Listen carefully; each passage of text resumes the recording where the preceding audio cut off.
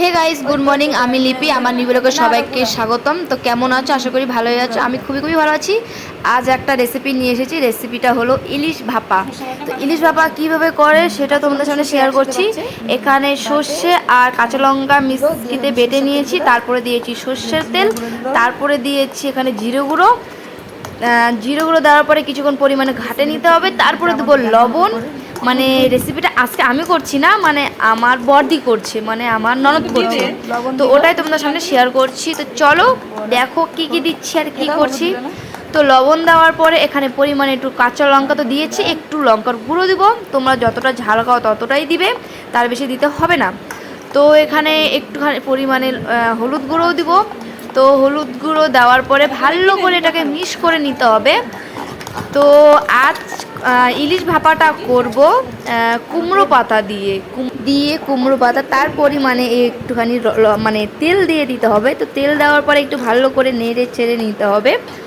তো দেখতেই পাচ্ছ ওখানে ভালো করে মিক্সড করে নিতে হবে সব মশলাগুলোকে একসাথে। তো চলো মানে কিভাবে মানে কুমড়ো পাতা দিয়ে মানে ইলিশ ভাপা করব সেটা দেখছি। তো এখানে একটা কড়াই নিয়ে নিবে। তো আমাদের কড়াইটা একটু অবস্থা খারাপ, মানিয়ে নিও তোমরা সবাই, কিছু বলার নেই। তো এখানে সর্ষের তেল দিতে হবে কড়াইয়ের মধ্যে। আর এখানে দেখছো কুমড়ো পাতা, এই যে ইলিশ তেল লবণ দিয়ে মেখে রেখেছিলাম।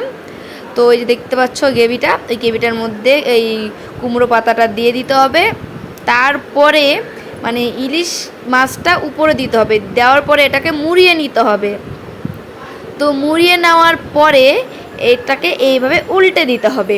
দেখতেই পেলে কীভাবে দিতে হবে, ভালো করে দেখে নাও। আর একটা দেখিয়ে দিচ্ছি নেক্সট, তোমরা ভালো করে দেখে নিবে। তোমরা বাড়িতে চেষ্টা করবে। খুবই ভালো হয়েছিল আজকে রেসিপিটা। আজকে অনেকগুলো ভাত খেয়েছি, বিশ্বাস করবে না।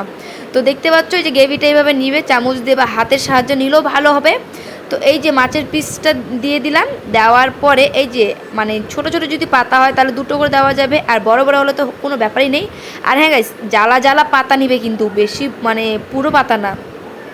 তো এই যে এখানে দেখতে পাচ্ছ গ্রেভিটা ভালো করে নিয়ে তারপরে ইলিশের পিসগুলো ওটার মধ্যে দিয়ে ভালো করে মুড়ে নিতে হবে। এই যে ভালো করে মুড়ে নিল, দেখতেই পাচ্ছ তোমরা। এই যে হ্যাঁ, এইভাবে মুড়ে নিতে হবে, দিয়ে কড়াইয়ের মধ্যে উল্টোভাবে দিতে হবে। তো চলো দেখে নাও কীভাবে কী করছি, তারপর আবার তোমাদের সামনে পুরো রেসিপিটা দেখাবো।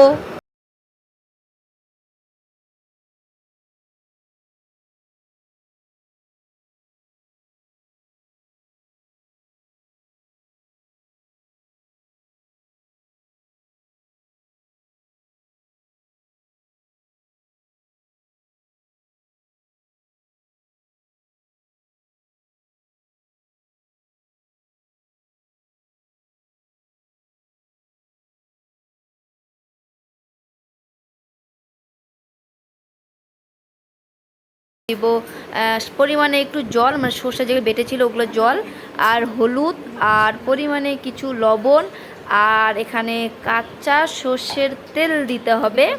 মানে গ্রেভিটা যেটা হবে সেটাকে যেন খেতে ভালো হয়, মানে একটু সেন্ট হয়, তার জন্য সর্ষের তেলটা দেওয়া। আর মাছ তোমরা একটু সর্ষে যেটা বাটবে ওটার একটু জল দিতেই হবে তোমাদের। আর এখানে একটু কাঁচা লঙ্কা দিতে হবে। তো চলো দেখতেই পাচ্ছ ওখানে ঢেকে দিয়েছি। তো ঢেকে দেওয়ার পর দেখতে পাচ্ছ গ্রেভিটা খুবই সুন্দর। আর একটু দেখে নিবে, তোমার টেস্ট করে নিবে লবণ হয়েছে কি না। তো রেসিপিটা কেমন হয়েছে তোমরা বলবে নিশ্চয়ই কমেন্টে। তো কেমন লাগছে ভিডিওটা, like comment share and subscribe. Next ব্লগে